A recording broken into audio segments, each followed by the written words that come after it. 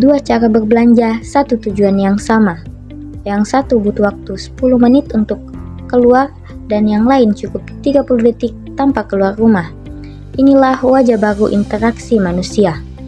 Dulu, transaksi adalah tentang tatap muka dan fisik. Sekarang, algoritma tahu apa yang kita butuhkan sebelum kita sadari. Teknologi tidak hanya mengubah cara kita berbelanja, tapi juga cara kita terhubung dengan dunia. Dalam video ini kita akan membedah bagaimana teknologi mengubah interaksi manusia. Dari guratan pertama api purba hingga kilatan kode digital yang meramalkan masa depan, teknologi adalah saksi bisu betapa manusia tak pernah henti mencipta.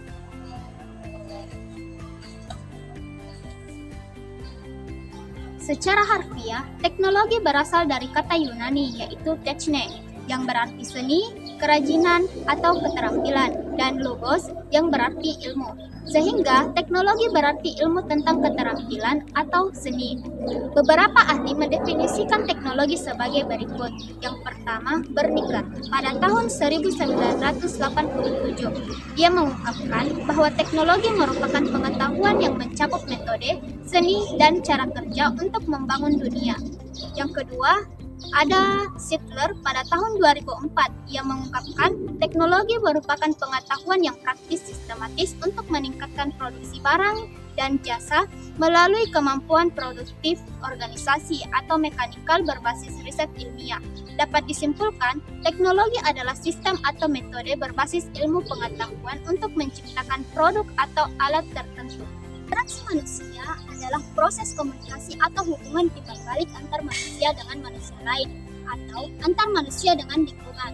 Teknologi atau sistem interaksi ini bisa terjadi secara langsung atau tatap muka maupun tidak langsung melalui media seperti gadget, aplikasi, ataupun platform digital. Teknologi ibarat pisau bermata dua. Di satu sisi ia membawa kemudahan yang tak terbayangkan sebelumnya. Di sisi lain ia juga menciptakan tantangan baru yang harus kita hadapi bersama. Mari kita lihat lebih dalam tentang bagaimana teknologi mempengaruhi kehidupan kita, mulai dari dampak positif hingga dampak negatif yang harus diwaspadai. Dampak positif teknologi dalam kehidupan. Yang pertama ialah mempermudah akses informasi dan edukasi. Teknologi digital memungkinkan akses terhadap informasi menjadi lebih cepat, mudah, dan luas. Sumber-sumber pengetahuan seperti jurnal ilmiah, buku elektronik, kursus online, dan video pembelajaran bisa diakses oleh siapa saja dan dari siapa saja di berbagai penjuru dunia. Hal ini mendorong peningkatan kualitas sumber daya manusia. Sebagai contoh, mahasiswa dapat mengakses platform seperti Google Scholar, kursus online, dan YouTube untuk belajar kapan saja dan di mana saja. Dampak positif yang kedua ialah efisiensi dan produktivitas.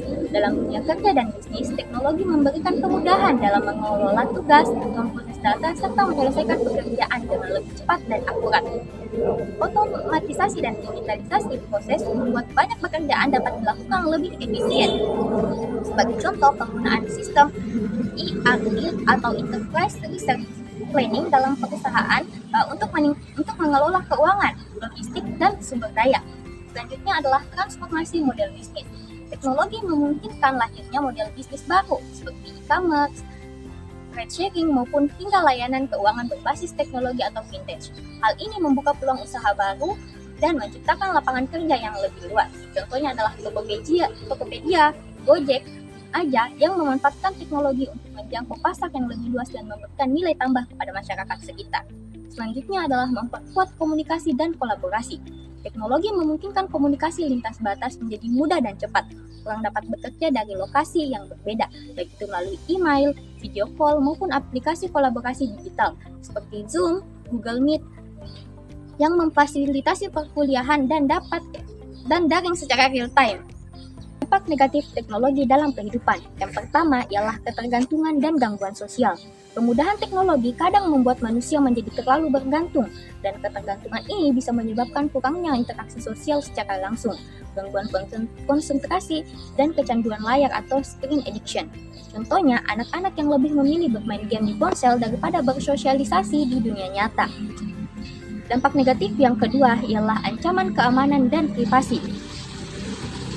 Data pribadi dan aktivitas digital manusia kini tersimpan di berbagai platform. Jika tidak dijaga dengan baik, hal ini bisa menjadi sasaran serangan cyber, penipuan digital, maupun pelanggaran privasi. Contohnya ialah kebocoran data pelanggan oleh oknum tidak bertanggung jawab di beberapa platform digital.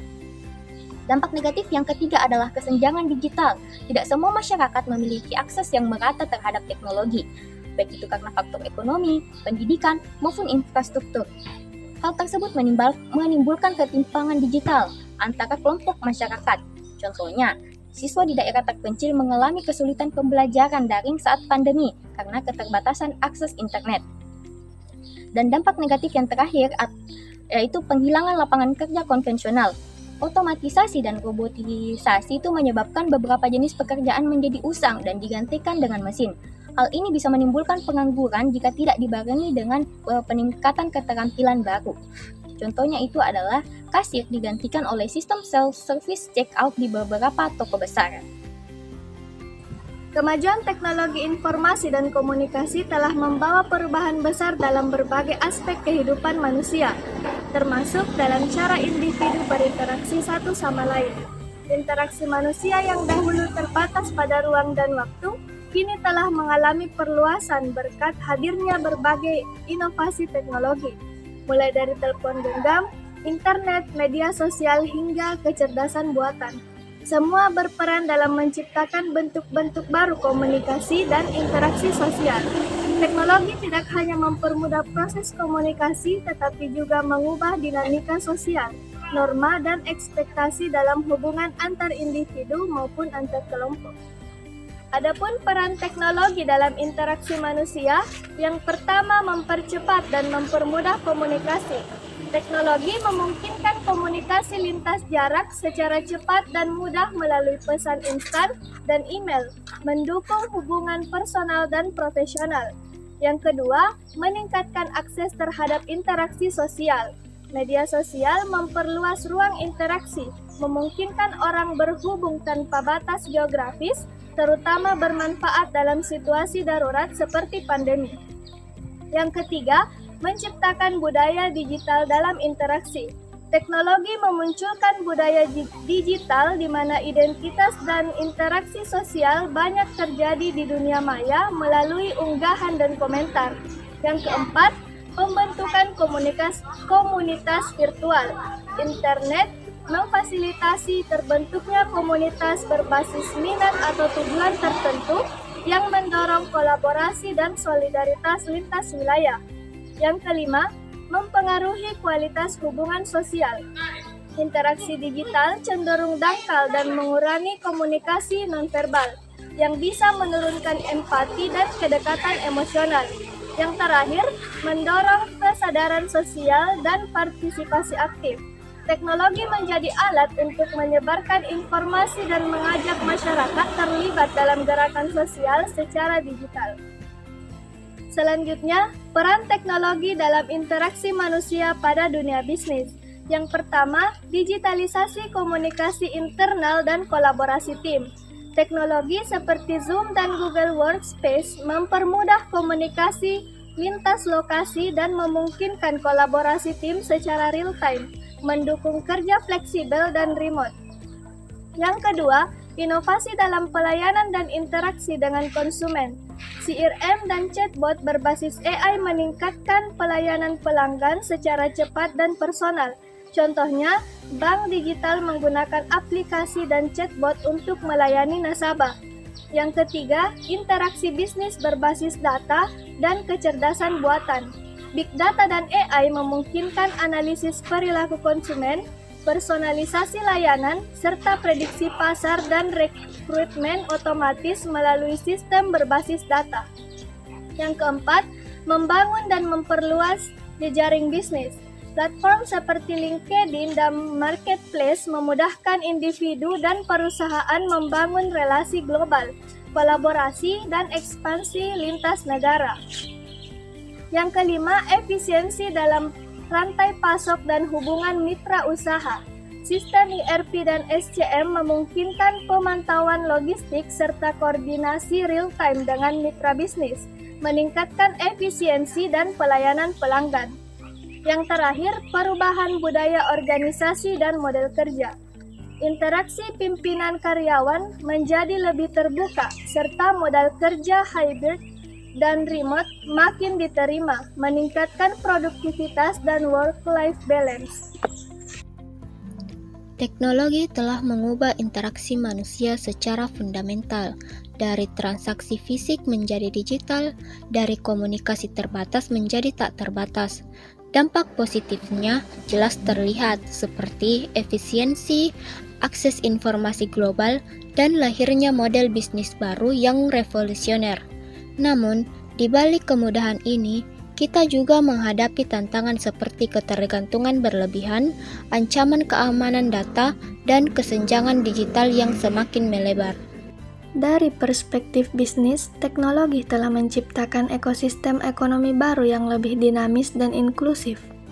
Platform e-commerce dan fintech tidak hanya memudahkan transaksi, tetapi juga membuka lapangan kerja dan peluang UMKM. Namun, disruptor digital ini juga memaksa kita untuk beradaptasi cepat, karena lapangan kerja konvensional terus tergerus otomatisasi. Kunci keberhasilannya terletak pada kemampuan kita untuk melakukan rescaling dan pemanfaatan teknologi secara bijak. Pada tingkat interaksi manusia, teknologi telah mengubah pola komunikasi dari tatap muka menjadi virtual, yang berdampak pada hubungan sosial dan kesehatan mental. Di satu sisi, kita lebih terhubung secara global, tapi di sisi lain, kehilangan kedalaman hubungan interpersonal. Tantangan terbesar kita ke depan adalah menemukan keseimbangan, memanfaatkan kemudahan teknologi sambil mempertahankan nilai-nilai kemanusiaan. Bagaimanapun, teknologi hanyalah alat. Manusialah yang menentukan bagaimana alat itu digunakan untuk kemaslahatan bersama.